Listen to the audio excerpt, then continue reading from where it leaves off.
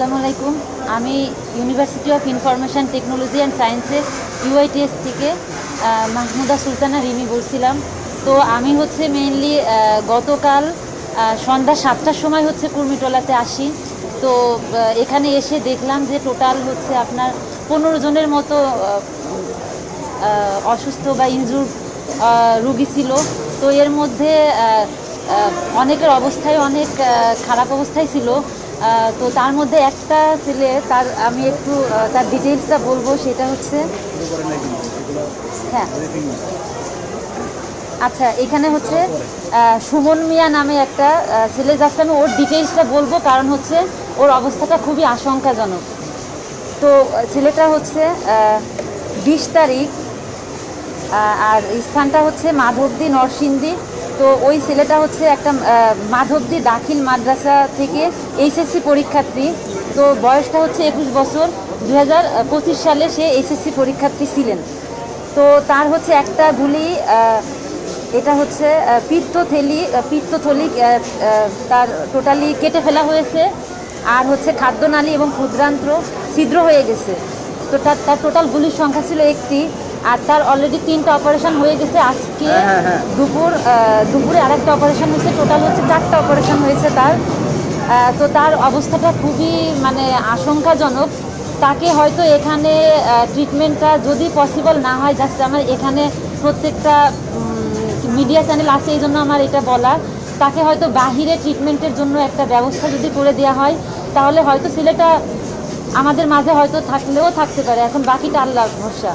আর হচ্ছে এখানে হ্যাঁ আচ্ছা, আর তারপর হচ্ছে এখানে আসার পর আমি নড়াইল থেকে বলছিলাম। তো আমি দেখলাম আমার নড়াইলের 2 জন, আচ্ছা হ্যাঁ, তো নড়াইলের 2 জন এখানে ছিল।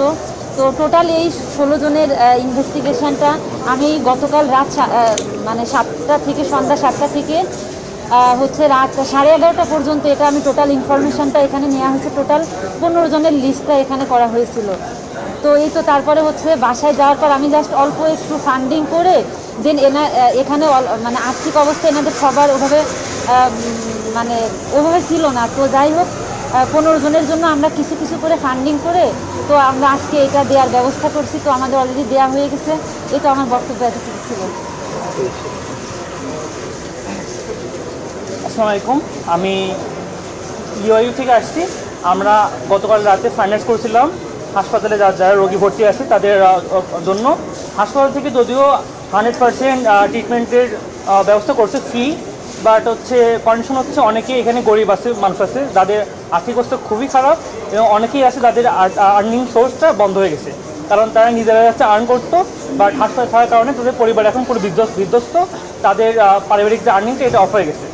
তো এই এমন অবস্থায় আমরা কালকে রাত্রে কিছু ফান্ড রেজ করছি এবং আজকে করব তাদের ফ্যামিলিকে কিছু সাহায্য করার জন্য। এবং আমরা আশা করব আপনার যে মিডিয়া যারা আছেন এটা এনশিওর করবেন প্রতিটা হসপিটালে যেন 100% ট্রিটমেন্ট যেটা দেওয়ার প্রতিশ্রুতি দিয়েছে সরকার, এটা এনশিওর করা হয়। ধন্যবাদ।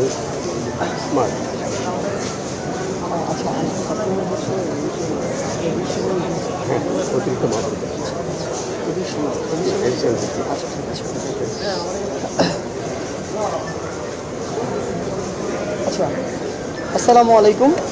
আমরা আসলে আমাদের বৈষম্য বিরোধী ছাত্র আন্দোলনের এই ব্যানারে গত কালকে থেকে একদম আমাদের প্রথম এবং প্রধান এবং সবচেয়ে গুরুত্বপূর্ণ যে প্রোগ্রামটি, সেটি হচ্ছে যে আমাদের যে ভাই বোনেরা আসলে আহত হয়ে ঢাকা সহ বাংলাদেশের বিভিন্ন হসপিটালে তারা কাতরাচ্ছে, আমরা তাদের কাছে ছুটে যাচ্ছি। আমাদের যতটুকু সময় এবং সামর্থ্য রয়েছে সেই জায়গা থেকে আমরা আজকে এ পর্যন্ত প্রায় 15টি হসপিটালে গিয়েছি। আমাদের একটি অবজারভেশন রয়েছে যেটি আমরা তুলে ধরতে চাই। ঢাকা শহরের বড় বড় যে হসপিটালগুলো রয়েছে, সরকারি হসপিটালগুলো, যেমন আপনি যদি Dhaka medical college, Suhrawardy medical college কিংবা সলিমুল্লাহ মেডিকেল কলেজের কথা বলেন, এই মেডিকেল কলেজগুলোতে সবচেয়ে বড় যে সমস্যাটি আমরা দেখতে পাচ্ছি সেটি হচ্ছে যে রোগীর আধিক্য। যতজন সেখানে রোগী থাকা সম্ভব তার চেয়ে ডাবলেরও বেশি রোগী রয়েছে। সেই জায়গা থেকে আমরা আমাদের স্বাস্থ্য অধিদপ্তর কিংবা স্বাস্থ্য মন্ত্রণালয়ের থেকে আমাদের একটি গুরুত্বপূর্ণ দাবি বা চাওয়া, সেখান থেকে যেন যতটুকু রোগী সেখানে থাকা সম্ভব ওইটুকু রেখে বাকিদের প্রপার ট্রিটমেন্টের জন্য প্রাইভেট হসপিটালগুলোতে রাষ্ট্রীয় খরচে পাঠানো হয়, যেন তাদের প্রপার ট্রিটমেন্টই হয়। এর প্রধান কারণটি হচ্ছে আমরা প্রাইভেট হসপিটালগুলোতে কয়েকটি জিনিস লক্ষ্য করেছি। প্রথমটি হচ্ছে তারা প্রাথমিক চিকিৎসা দিয়ে তাদেরকে বিভিন্ন সরকারি হসপিটালে পাঠিয়ে দিয়েছে এবং বিভিন্ন প্রাইভেট হসপিটালে গিয়ে আমরা যেটি দেখেছি যে প্রাইভেট হসপিটালে রোগী প্রায় নেই বললেই চলে, দু একটি প্রাইভেট হসপিটাল ছাড়া সকল রোগী এখন সরকারি হসপিটালে, কারণ ওই মানুষগুলো আসলে আর্থিকভাবে তাদের ওই সামর্থ্য সেটি নেই। সেই জায়গা থেকে আমাদের একটি দাবি থাকবে যে ওই যে প্রাইভেট হসপিটালগুলোতে এখনও যারা রয়েছে, যদিও আমরা দেখেছি যে একটি স্বাস্থ্য অধিদপ্তর বা স্বাস্থ্য মন্ত্রণালয় থেকে একটি প্রজ্ঞাপন দেওয়া হয়েছে যে সকল জায়গায় তাদের যত রকমের খরচ রয়েছে সেটি যেন মওকুফ করা হয় এবং যদি তারপরও প্রাইভেট হসপিটালগুলোতে কিছু বিল নেয় সেটি যেন ন্যূনতম একটি মেডিসিন বিল নেয়। সেই জায়গায় আমাদের আবেদন থাকবে যে প্রত্যেকটি জায়গায় হোক সরকারি হোক বেসরকারি হসপিটালগুলোতে যেন যারা আন্দোলনকারী রয়েছে যে বয়সেরই হোক না কেন, আন্দোলনকারী যারা রয়েছে ঢাকার হোক ঢাকার বাইরের হোক, সকলের এই চিকিৎসা ফিটি যেন মওকুফ করা হয় কিংবা যদি সেখানে কোনো পেমেন্ট করা প্রয়োজন হয় সেটি যেন রাষ্ট্র সেই দায়িত্বটি নেয়। এটি একটি কথা। আরেকটি কথা হচ্ছে আমাদের অনেক আন্দোলনকারী রয়েছে কিংবা অনেক সমন্বয়ক সহ সমন্বয়ক রয়েছে কিংবা ইভেন এখন আমরা দেখছি যে নতুন বিভিন্ন গ্রুপ তৈরি হচ্ছে যারা কেউ ভালো উদ্দেশ্যে কেউ অন্য কোনো অসৎ উদ্দেশ্যে আসলে হসপিটালগুলোতে প্রচুর পরিমাণে পরিদর্শনে যাচ্ছে। এটি যাওয়ার বেশ কিছু সমস্যা রয়েছে, তাদের অনেক বড় সংখ্যা যাচ্ছে, যেটি আমাদের ওইখানকার আসলে স্বাস্থ্যগত যে নিরাপত্তা কিংবা পরিচ্ছন্নতা এই ইস্যুটিকে সমস্যা করে। অনেকে খাবার দিতে টিম নিয়ে যাচ্ছে, অনেকে পুরো মিডিয়া টিম নিয়ে যাচ্ছে সেখানে। আমাদের আপনাদের কাছে রিকোয়েস্ট এবং আপনাদের মাধ্যমে সকলের কাছে রিকোয়েস্ট, আমরা ওই হসপিটালের ভিতরে যে নিরাপত্তা কিংবা স্বাস্থ্যগত যে ঝুঁকি এই বিষয়গুলো মাথায় রেখে সেখানে যেন পর্যাপ্ত যতটুকু আমাদের হাইজিন মেনটেন করা উচিত সেটুকু যেন আমরা করি। এবং সরকারি হসপিটালগুলোতে ইতিমধ্যে আমরা জানতে পেরেছি যে তারা এক্সট্রা একটি হাই কেয়ার ইউনিট তৈরি করবেন, সেই জায়গার নিরাপত্তা যেন আমরা বজায় রাখি, এটি একটি বিষয়। এবং আমাদের থেকে যেটি আমরা এই হসপিটালগুলোতে ঘুরে যেটি দেখেছি আসলে আমাদেরকে শোনানো হয়েছিল ওই ফ্যাসিস্ট সরকার যতদিন ছিল যে আমাদের উপরে নাকি শুধুমাত্র রাবার বুলেট ছোড়া হয়েছে। আপনি হসপিটালের বেডগুলোতে যান, কারা আছে শরীরের এক পাশ দিয়ে বুলেট ঢুকেছে আরেক পাশ দিয়ে বের হয়ে গিয়ে আরেকজনকে আঘাত করেছে, ওই বুলেটগুলো পর্যন্ত ব্যবহার করা হয়েছে। আপনি গিয়ে দেখুন এক একজন কিভাবে কাতরাচ্ছে। এই যারা একটি গণহত্যার মতো একটি বিষয়ের সাথে জড়িত ছিল, আমরা ছাত্র সমাজ এবং বৈষম্য বিরোধী ছাত্র আন্দোলন বলতে চাই তাদের যেন এই গণহত্যার দায়ে বিচারটি দেশে এবং আন্তর্জাতিক মহল থেকে হয়, এই কথাটাই আমরা বলছি। এবং প্রাইভেট হসপিটালগুলোতে লাখ লাখ টাকা নিয়ে নেওয়া হয়েছে যাদের অলরেডি ডিসচার্জ করা হয়েছে। আমাদের আবেদন থাকবে অন্তর্বর্তীকালীন সরকারের কাছে কিংবা স্বাস্থ্য মন্ত্রণালয়ের দায়িত্বে যারা রয়েছেন তাদের কাছে, এই আন্দোলনকারী যারা রয়েছে শুধু ছাত্র নয় যে কোনো বয়সের হোক না কেন, তাদের যে বিলগুলো নেওয়া হয়েছে লক্ষ লক্ষ টাকা, এগুলো যেন প্রাইভেট হসপিটালগুলো ফেরত দিয়ে রিফান্ড করে তাদের যে ইমেজের একটি সংকট তৈরি হয়েছে সেই ইমেজটি ফিরিয়ে আনার ন্যূনতম যে চেষ্টাটি সেটি করে। এটি আমাদের সকল প্রাইভেট হসপিটালের কাছে একটি আবেদন থাকবে। এবং সরকারি হসপিটালের মধ্যস্বত্বভোগী রয়েছে একটি গোষ্ঠী, প্রশাসন জানে ফ্রি দেওয়া হচ্ছে, রোগী জানে না ফ্রি দেওয়া হচ্ছে, রোগীকে বিভিন্নভাবে বোঝানো হচ্ছে এটা লাগবে এটা লাগবে। যে মধ্যস্বত্বভোগীরা এতদিন ধরে বাংলাদেশে এগুলো করেছে, অসৎভাবে টাকা ইনকাম করেছে, তাদেরকে আমরা হুঁশিয়ার করে দিতে চাই প্রশাসনের সহযোগিতায় ফার্দার আমরা যদি কাউকে এরকম কোনো কাজের মধ্যে দেখি তাদের বিরুদ্ধে চাকরিচ্যুত করা সহ যত ধরনের পদক্ষেপ নেওয়ার জন্য যত ধরনের ব্যবস্থা আমাদের পক্ষে নেওয়া দরকার আমরা তার সবগুলোই নিব। ধন্যবাদ।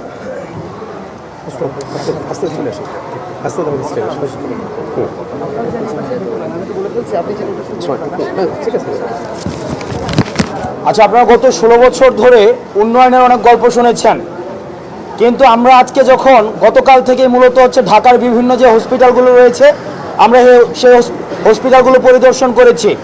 আজকে যদি আমি ঢাকা মেডিকেল কলেজের অভিজ্ঞতা আমি বলি তাহলে আমি বলতে চাই আমাদের যে ফিলিস্তিনের রাফা ক্যাম্প রয়েছে না, এই ফিলিস্তিনের রাফা ক্যাম্পটি এটি ফিলিস্তিনে নয় আমাদের বাংলাদেশেও রয়েছে এবং সেটি হচ্ছে ঢাকা মেডিকেল কলেজে। অর্থাৎ আমাদের স্বাস্থ্য ব্যবস্থা এতটাই ভঙ্গুর যে ফিলিস্তিনি রাফা ক্যাম্পের সাথে ঢাকা মেডিকেল কলেজের কোনো ধরনের বৈসাদৃশ্য নেই। অর্থাৎ বিগত সরকার আমাদের এই স্বাস্থ্য খাতকে জানাজা করে দাফন কাফনও সম্পন্ন করে দিয়েছেন। এই ভঙ্গুর যে স্বাস্থ্য খাতটি সেটিকে আবার পুনর্জীবিত করতে হলে আমাদের ইনক্লুসিভ বিভিন্ন ডিসিশন প্রয়োজন, ইনক্লুসিভ পলিসি অ্যাডপশন প্রয়োজন। সেই জায়গা থেকে আজকে আমাদের হেলথের যিনি এডিজি মহোদয় ছিলেন, ওনার সাথে আমার কথা হয়েছে এবং উনি এবং ঢাকা মেডিকেলের পরিচালক ওনাদের সাথে আমাদের ফলপ্রসূ আলোচনা হয়েছে। ওনারা আমাদের আশ্বস্ত করেছেন যদি লাল ফিতার দৌরাত্ম্য না থাকে, যদি রাজনৈতিক আধিপত্য না থাকে, যদি কোনো ধরনের পলিসি ম্যানিপুলেশন না থাকে, টেন্ডারবাজি বা মাফিয়াতান্ত্রিক যে প্রবণতা, স্বৈরতান্ত্রিক যে প্রবণতা সেটি যদি না থাকে, তাহলে 90 দিনের মধ্যে এই স্বাস্থ্য খাতকে ওনারা জনমুখী স্বাস্থ্য খাত হিসেবে আমাদেরকে উপহার দিতে পারবেন। অর্থাৎ 90 দিনের মধ্যে আমরা তাদেরকে আশ্বস্ত করতে চাই বৈষম্য বিরোধী ছাত্র আন্দোলনের পক্ষ থেকে যে আপনারা যদি 90 দিনের মধ্যে আমাদের এই ভঙ্গুর স্বাস্থ্য খাতকে জনমুখী করতে পারেন, সেক্ষেত্রে আমাদের ছাত্র নাগরিকের যে ধরনের সহায়তা প্রয়োজন আমাদের জায়গা থেকে আমরা সেই ধরনের সহায়তা আপনাদেরকে সব সময় দিব। অর্থাৎ আমরা নিশ্চিত করতে চাই যে মাফিয়াতন্ত্র ছিল হসপিটালগুলোতে, যেই স্বৈরতান্ত্রিক যে শাসন ব্যবস্থা ছিল হসপিটালগুলোতে, সেই স্বৈরতান্ত্রিক শাসন ব্যবস্থা বা কাঠামো এই হসপিটালগুলোতে আর কখনোই ফিরবে না এবং সেই কফিনে ছাত্র নাগরিক একদম আজীবনের জন্য পেরেক মেরে দিয়েছে। সুতরাং আপনারা নির্ভয়ে কাজ করবেন যাতে করে আমাদের যে স্বাস্থ্য খাতটি রয়েছে এই স্বাস্থ্য খাতটি জনকল্যাণমুখী হতে পারে। দ্বিতীয়ত আরেকটি বিষয়, সেটি হচ্ছে ইতিমধ্যে আজকে সকালে আমরা যখন গিয়েছি সেখানে গিয়ে ঢাকা মেডিকেলের পরিচালক এবং আমাদের এডিজি মহোদয়ের মিটিংয়ের মধ্য দিয়ে আমরা দেখেছি যে আমাদের সমন্বয়ক এবং সহ সমন্বয়কের নামকাওয়াস্তে সমন্বয়ক এবং সহ সমন্বয়কের নাম সর্বস্ব সমন্বয়ক এবং সহ সমন্বয়কের উৎপাত বেড়ে গিয়েছে। তারা অনেক বেশি সেবা করতে গিয়ে, সুবিধা দিতে গিয়ে তাদের স্বাভাবিক কার্যক্রমে বিঘ্নিত করছে। সেজন্য যাতে করে আহতরা চিকিৎসা সেবা নির্বিঘ্নে পায়, সেজন্য আজকে স্পেশালাইজড ডেডিকেটেড কেয়ার ইউনিট প্রত্যেকটি সরকারি হসপিটালে পুনরাবৃত্তি করছে। স্পেশালাইজড ডেডিকেটেড কেয়ার ইউনিট করে দেওয়া হয়েছে, যেখানে শুধুমাত্র আহতদের চিকিৎসা করা হবে এবং সেই চিকিৎসাটি হবে সম্পূর্ণ ফ্রিতে, কোনো ধরনের অর্থ লাগবে না। এবং শুধুমাত্র চিকিৎসা প্রক্রিয়ায় নাই, বরং মেডিকেল ইকুইপমেন্টস যে ক্রয় করার ক্ষেত্রে সেগুলোর ক্ষেত্রে কোনো ধরনের টাকা লাগবে না। দ্বিতীয়ত যে বিষয়টি, প্রাইভেটের ক্ষেত্রে যেই টাকা ইতিমধ্যে নেওয়া হয়েছে এই টাকাটি রিফান্ড কিভাবে করা যায় সেটি নিয়ে আমাদের কথা হয়েছে। ওনারা আমাদের আশ্বস্ত করেছেন যারা ইতিমধ্যে প্রাইভেটের টাকা দিয়ে দিয়েছেন তাদের টাকাটি রিফান্ড করা হবে এবং পরবর্তীতে প্রাইভেটে আর কোনো ধরনের চিকিৎসার টাকা লাগবে না। অর্থাৎ আমরা যদি দেখি আহতদের চিকিৎসার সরকারি এবং বেসরকারি খাতের যেই সেবাটি রয়েছে সেই সেবাটি সম্পূর্ণভাবে ফ্রি করে দেওয়া হয়েছে, আজকে থেকে সম্পূর্ণভাবে ফ্রি। আর আরেকটি সচেতনতা, আমরা গণমাধ্যম কর্মীদের আপনাদের হচ্ছে সহযোগিতায়, সেক্ষেত্রে সহযোগিতা চাই। সেক্ষেত্রে আজকে আমরা যখন নিটোরে গিয়েছি, নিটোরে গিয়ে দেখি সমন্বয়ক এবং সহ সমন্বয়ক পরিচয়ে ব্যানার টানিয়ে সেখানে ফান্ডিং করা হচ্ছে, সেখানে ফান্ড কালেকশন করা হচ্ছে এবং আমরা হাতে নাতে টাকা সহ 1,80,000 টাকা সহ একটা পক্ষকে আমরা ধরেছি। আমরা স্পষ্ট করে দিতে চাই, বৈষম্য বিরোধী ছাত্র আন্দোলন 5 জুন থেকে যখন আন্দোলনটি করছে আজকে পর্যন্ত আমরা কোনো ধরনের আর্থিক লেনদেনের সাথে সম্পর্কিত না, একটা টাকাও আমরা আর্থিক লেনদেনের সাথে সম্পর্কিত না। আমাদের যদি কোনো ধরনের আর্থিক সহায়তা প্রয়োজন হয় সেটি স্বাস্থ্য মন্ত্রণালয়ের মাধ্যমে অথবা সংশ্লিষ্ট মন্ত্রণালয়ের মাধ্যমে জানানো হবে। যারা বৈষম্য বিরোধী ছাত্র আন্দোলনের পরিচয়ে চাঁদাবাজি অথবা বিশেষ সুবিধা দাবি করবে আমরা আপনাদেরকে আহ্বান জানাবো, তাদেরকে আপনারা নিকটস্থ থানায় সোপর্দ করবেন এবং পরবর্তীতে স্বাস্থ্য খাতের অগ্রগতি এবং আজকের অবজারভেশন নিয়ে আমাদের কথা বলবেন স্বাস্থ্য মন্ত্রণালয়ের এডিজি মহোদয়। অনেক ধন্যবাদ। আমি আপনারা যেগুলো বলেছেন সেগুলোর সঙ্গে পুরোপুরি একমত। আজকে সকাল থেকে আমরা অনেকগুলি হাসপাতালে দৌড়ে বেরিয়েছি এবং আমাদের যারা এই বৈষম্য বিরোধী আন্দোলন করতে গিয়ে যে ছাত্র জনতা যারা আহত হয়েছেন তাদেরকে এক্সক্লুসিভলি ডেডিকেটেড ওয়েতে একটি চিকিৎসা করার পিছনে কারণ হচ্ছে যে এই যারা এখন ভর্তি আছেন 500-র উপরে, এদের প্রত্যেকেরই মৃত্যুর ঝুঁকি রয়েছে ইনফেকশন থেকে। তো এই ইনফেকশন যদি আমরা প্রিভেন্ট করতে না পারি আমাদের এই ছাত্রদের কিন্তু মৃত্যু ঝুঁকি থেকে আমরা কমাতে পারবো না। যে কারণে অ্যাটেন্ডেন্টের যারা আছেন তাদেরকে আমরা অনুরোধ করছি আপনারা হাসপাতাল কর্তৃপক্ষের সঙ্গে যোগাযোগ করে আমাদের সঙ্গে যোগাযোগ করবেন। আপনারা যেটি ওনারা বললেন, প্রত্যেক পরিচালক প্রত্যেক স্বাস্থ্য ব্যবস্থাপককে আমরা বলেছি, আপনাদের যদি সার্ভিসে কোনো গ্যাপ থাকে, আপনাদের যদি দুর্বলতা থাকে, আপনাদের ট্রলিম্যান যদি টাকা নেয়, আপনাদের পরীক্ষা নিরীক্ষা করতে যদি তারা নিগ্রহের শিকার হয়, ব্লাড ব্যাংকে যদি নিগ্রহের শিকার হয়, তাহলে ছাত্র জনতা কিন্তু আপনাদের উপরে কোনোভাবে ছেড়ে দিবে না। সুতরাং আপনারা আপনাদের অবস্থান থেকে প্রত্যেক পরিচালক স্ব অবস্থানে তার দায়িত্ব যথাযথভাবে পালন করেন, চিকিৎসকরা যার যার যথাযথ দায়িত্ব পালন করবেন এবং প্রত্যেকটি হাসপাতালে একটি অভিযোগ বাক্স খোলা হয়েছে, যেটি লাল একটি অভিযোগ বাক্স থাকবে। যে কেউ যে কোনো হাসপাতালে, সেটি সরকারি হোক বেসরকারি হোক, প্রতারিত হলে পরে সেই অভিযোগ বক্সে অভিযোগ দান করবেন এবং 24/7 হেল্প ডেস্ক থাকবে। এই স্বাস্থ্য ব্যবস্থা ওভারনাইট পরিবর্তন করা সম্ভব না, কিন্তু আমরা যেটি চিন্তা করছি, স্টেটের অনেক বড় দায়িত্ব, যেটি আজকে বলা হচ্ছে বেসরকারি খাতে সরকারি খাতে কেন মানুষের চিকিৎসা ব্যয় বাড়বে, আউট অফ পকেট এক্সপেন্ডিচার এত বেশি হবে কেন? এটা হচ্ছে স্টেটের রেসপন্সিবিলিটি। স্টেটকে দায়িত্ব নিতে হবে সার্বজনীন স্বাস্থ্য এবং চিকিৎসার জন্যে। কোনো মানুষেরই নিজের পকেট থেকে স্বাস্থ্য ব্যবস্থা দেওয়ার কথা না, এটি তার মৌলিক দায়িত্ব। সুতরাং এটা রাষ্ট্রীয় একটি ইন্স্যুরেন্স পলিসি করতে হবে, যার মধ্য থেকে সবাই এমপ্যানেল প্রাইভেট হসপিটাল এবং গভর্নমেন্ট হসপিটালে কোনো নাগরিককে যাতে কোনো অর্থ দিতে না হয়। কারণ এই যে আউট অফ পকেট এক্সপেন্ডিচার, আপনারা জানেন বাংলাদেশে এখন 1 লক্ষ ডায়ালাইসিস মেশিন দরকার, 4 থেকে 5 লক্ষ রুগী কিডনি ডায়ালাইসিসে ভুগছে, ইন্ডাস্ট্রিজ রেনাল ফেলিউরে ভুগছে। তো এত রুগী যারা ডায়ালাইসিস করছেন, একজনের প্রতি মাসে 50,000 টাকার বেশি খরচ হয়। মানুষ দরিদ্র সীমা থেকে দরিদ্র সীমার নিচে চলে যাচ্ছে, এই জিনিসটাকে কখনোই অ্যাড্রেস করা হয়নি। সুতরাং এটি রাষ্ট্রের দায়িত্ব প্রত্যেকটি নাগরিকের চিকিৎসা নিশ্চিত করা এবং এই চিকিৎসা ব্যয় বহন করতে গিয়ে যাতে তারা দারিদ্র সীমা এবং তারা সম্বল সহায় সব কিছু হারাচ্ছে। এখানে প্রাইমারি, সেকেন্ডারি, টার্সিয়ারি কেয়ার সর্ব অবস্থায় স্বাস্থ্যের অনেক বড় ধরনের রিফর্ম করতে হবে, প্রিভেন্টিভ এবং প্রমোটিভ সার্ভিস চালু করতে হবে। কারণ একটা মানুষ গ্রাম থেকে চিকিৎসার জন্য ঢাকায় আসার প্রয়োজন নেই। উপজেলার যে স্বাস্থ্য কেন্দ্রগুলি আছে সেগুলোকে স্বয়ংসম্পূর্ণ করতে হবে। সব জায়গায় চিকিৎসকদের উপস্থিতি, চিকিৎসা ব্যবস্থাকে শক্তিশালী করতে হবে, মেডিকেল এডুকেশনকে জনমুখী করে রিফর্ম করতে হবে।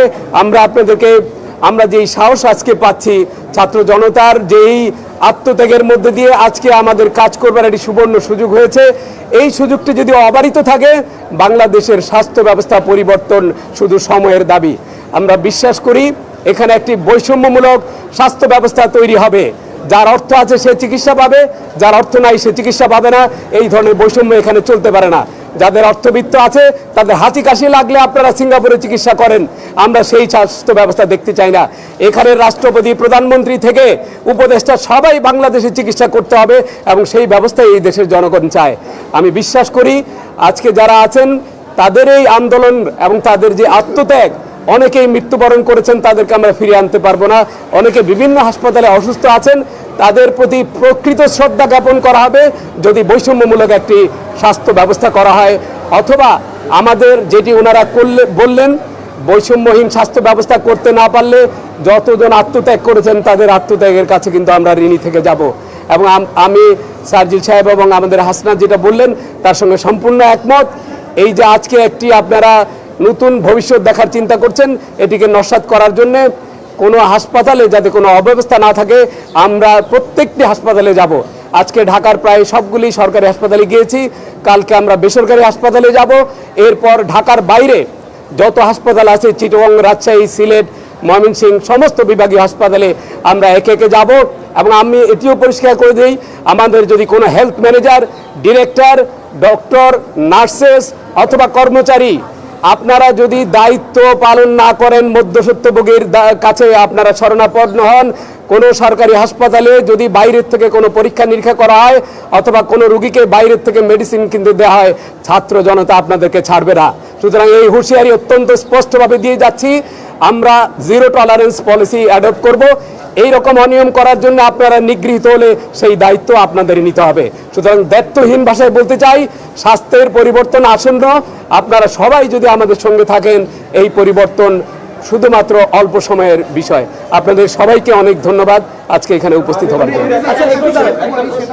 আচ্ছা, একটা এক্সপিরিয়েন্সের কথা বলছিল।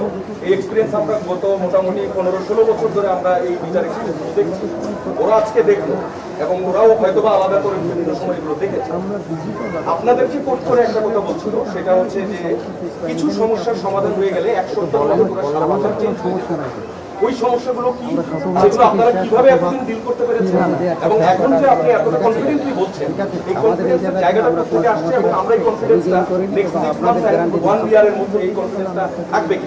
যেটি আপনি বলেছেন খুবই রিলেভেন্ট প্রশ্ন। কারণ যখন আপনি একটা মুক্ত এনভায়রনমেন্টে কাজ করেন, যখন আপনার উপরে কোনো কিছু চাপিয়ে দেওয়া হয় না, আপনার মতামতকে প্রাধান্য দেওয়া যায়, তখনই কেবল পরিবর্তন সম্ভব।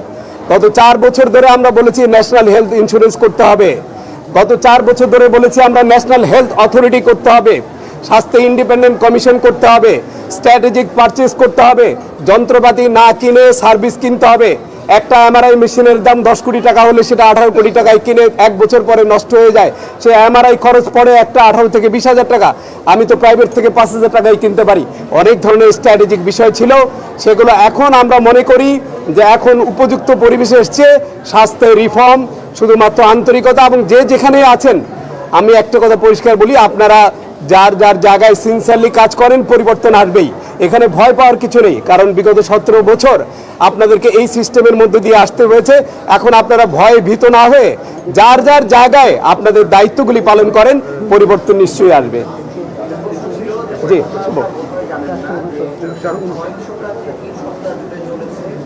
ঢাকার অনেকগুলো বড় হাসপাতালে চিকিৎসা দিতে দেওয়া হয়নি এবং জানি দলের নেতাকর্মীরা তারা সিসি ক্যামেরা পর্যন্ত নিয়ে গেছে, কারা কারা এসেছে, কারা কারা সেবা দিচ্ছে। এই বিষয়ে সমন্বয়টা আসলে খুঁজে বের করছেন কিনা, কারা করেছে, কোন কোন হাসপাতালে করেছে, এবং এই ব্যাপারে আপনারা ব্যবস্থা হ্যাঁ, এটা সাজেস্ট। দেখুন আমাদের বলবেন, আচ্ছা বলতে চাইলে বল। আচ্ছা মাহিন বলতে চাই। আচ্ছা, আচ্ছা ও বলুন। কালকে আমরা একটা হাসপাতালে মানে বাংলাদেশ মেডিকেল, মানে উত্তরা সাবেক নাম আর কি বাংলাদেশ মেডিকেল, সেখানে আমরা গিয়েছিলাম। তো যাওয়ার পরে আমাদের একটা এক্সপিরিয়েন্স হয়েছে যে সেখানে যে যারা ভর্তি ছিল এবং সেখানে যারা ডেড হয়েছিল, মারা গিয়েছিল, তাদের সংখ্যা আমরা জানতাম, এরকম আমাদের কাছে সংবাদ ছিল যে সেখানে মোট এই আন্দোলনের মধ্যে সেই হাসপাতালে 30 জনের অধিক নিহত হয়েছে। তো সেখানে আমাদের এই তথ্যটি আমরা ভেরিফাই করতে তাদেরকে জিজ্ঞেস করি, কারণ আমরা এর আগেও একবার ভিজিটে গিয়েছিলাম, তখন তারা বলেছিল যে অফিসিয়ালি তারা নোট ডাউন করেছে 11 জন সেখানে নিহত হয়েছে, কিন্তু আনঅফিসিয়াল সংখ্যাটা হলো 30। সেখানকার এক স্টাফ আমাদেরকে বলেছিল। তো আমরা যখন কালকে যাই, অফিসিয়ালি আমাদেরকে জানানো হয় এই সংখ্যাটা 30-এর বেশি, 32। তো তারপরে আমরা বলি যে আপনাদের এখানে কি কি সমস্যাগুলো হয়েছিল, আপনাদের উপর কিভাবে প্রেসার ক্রিয়েট করা হয়েছিল। এটা জাস্ট একটা হাসপাতালের উদাহরণ।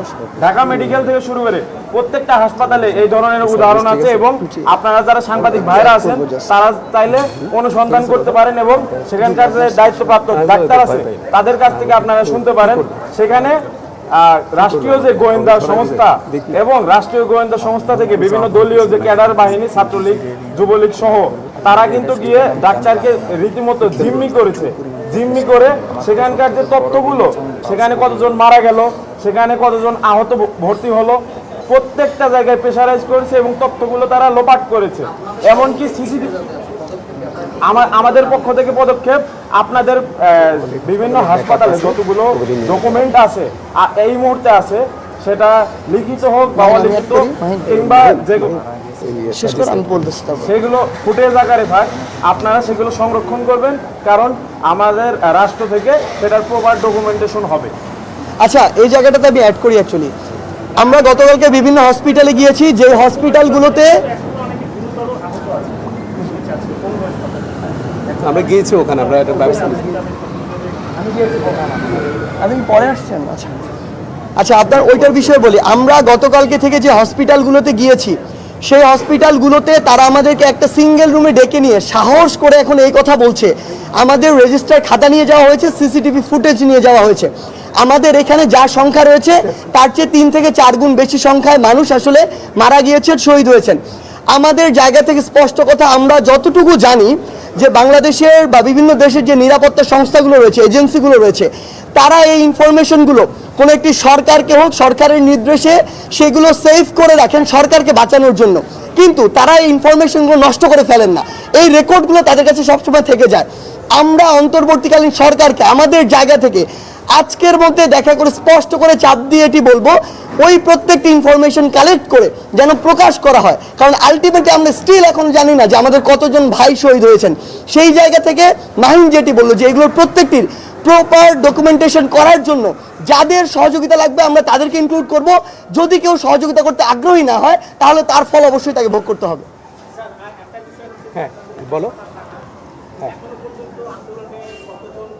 মারা গেছে এবং কতজন আহত হয়েছে, এই রেকর্ডটা আপনাদের হাসপাতাল শাখা কতজনের করেছে? সেকেন্ড হচ্ছে যে আপনার যেহেতু স্বাস্থ্য খাতে সব অর্থই আসলে নির্দিষ্ট বরাদ্দের বাইরে নেওয়া যায়, আপনারা যেহেতু বেসরকারি হাসপাতালের সেই খরচটা সেটাও আপনারা দেবেন, সেক্ষেত্রে ফান্ডিংটা আসলে আপনারা কীভাবে করবেন? এবং এর আগে করোনার সময় আমরা দেখেছি একই পদ্ধতিতে কিন্তু করোনা চিকিৎসা হয়েছে, কিন্তু সেখানে বেসরকারি হাসপাতালগুলো বাড়তি বিল দেওয়ার একটা বড় দুর্নীতির রিপোর্টও আমরা পেয়েছি, পরিচয় সেখানে। এটা আপনারা কিভাবে বন্ধ তোমার তো দুইটা প্রশ্ন কোথায়? হ্যাঁ এই দুটো প্রশ্ন। প্রথমটা আবার বলো। প্রথমটা হচ্ছে যে আমাদের হাসপাতাল শাখা রেকর্ড করেছে ও আচ্ছা, এটি যেটি সার্জিস এবং হাসপাতাল বলার চেষ্টা করেছেন, হাসপাতাল শাখা যেটি করেছে সরকারিভাবে যেগুলো ছিল সবগুলো হাসপাতাল থেকে তার রেকর্ডটা অলরেডি সাবমিট করেছে। আর এইটা নির্দিষ্ট অনেক বিগ অ্যামাউন্ট, পুরো সংখ্যাটা এখন অ্যাড হবে অনেক, এটা বললে হয়তো এটা প্রিমেচিউর হবে, কারণ সরকারি হিসাবের বাইরেও অনেক হিসাব আছে, টোটালটা না করে আমরা এখানে বলবো না। আর দ্বিতীয় হচ্ছে যে সমস্ত প্রাইভেট হসপিটালকে ইমেইল এবং চিঠি দেওয়া হয়েছে, রবিবারের মধ্যে তারা সেই হিসাবটা আমাদেরকে দিয়ে দিলে আমরা আপনাদেরকে হয়তো সোমবারে জানাতে পারবো। তারপরেও এটা কিন্তু একদম ঠিক হবে না, কারণ আমাদের যারা অনেকেই এই আওতার বাইরে ছিল তাদের হিসাবটুকু নিলেই পরে পুরোটা বলা যাবে।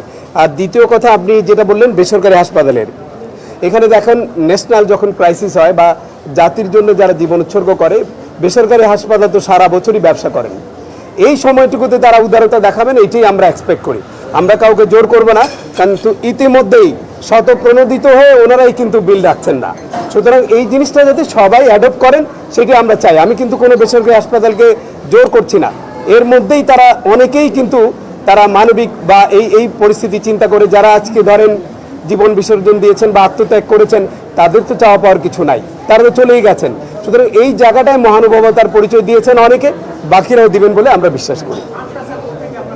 ফান্ড যতটুকু ওনারা দেওয়ার পরে এরপরেও যদি কোনো বিলের বিষয় থাকে সেটা স্বাস্থ্য মন্ত্রণালয় দেখছে, তাদের একটি বড় একটি কমিশন হয়েছে, নট অনলি চিকিৎসা ব্যয়, এদের পরবর্তী পুনর্বাসন এবং অন্যান্য বিষয়গুলো স্বাস্থ্য মন্ত্রণালয় দেখছে এবং অবশ্যই সেটি অ্যাড্রেস করা হবে।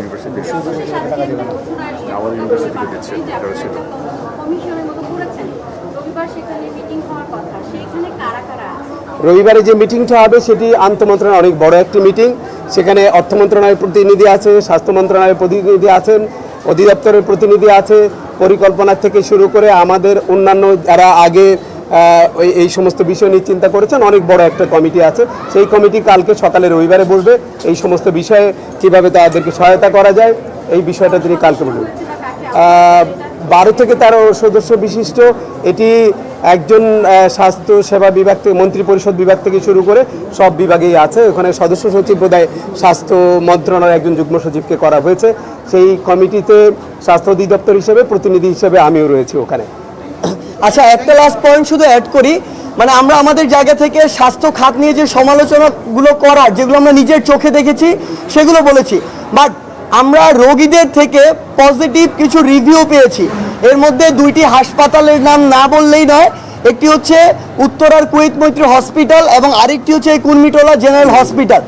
এই 2টি নাম আমরা রোগীদের, আরেকটি হচ্ছে যেটি আমাদের বার্ন ইউনিট রয়েছে ঢাকা মেডিকেল কলেজের পাশে, এই 3টি হসপিটালের রোগীদের থেকে সেবার বিষয়ে আমরা একদম পজিটিভ রিভিউ পেয়েছি। আমরা বিশ্বাস করি আগামী কিছুদিনের মধ্যে রোগীদের থেকে প্রত্যেকটি হসপিটালের এই পজিটিভ রিভিউটি আমরা পাবো। Thank you. আমি একটু শেষ করার আগে একটু বলে দিই যে বিষয়টা হচ্ছে যে আপনাদের সবার একটু ধৈর্য ধরতে হবে, ওভারনাইট চেঞ্জ হবে না, অধৈর্য না হয়ে আপনারা অপেক্ষা করেন। days are coming, there will be changes. So 90 days countdown starts from today. 90 days countdown begins from now. মানে 90 দিনের যে কাউন্টডাউন, যে সেটা আজকে থেকে। অন্তর্বর্তীকালীন সরকারের 90 দিনে স্বাস্থ্য খাতের মধ্যে যে ভিজিবল পরিবর্তনটি আনবেন, ওনারা আমাদেরকে কমিটমেন্ট দিয়েছেন যে স্বাস্থ্য মন্ত্রণালয় দৃশ্যমান পরিবর্তন আনবেন এবং স্বাস্থ্য খাতকে জনমুখী করবেন, এবং সেই 90 দিনের কাউন্টডাউন আজকে আজকে থেকে থেকে শুরু হচ্ছে। এখন থেকে ঠিক আছে।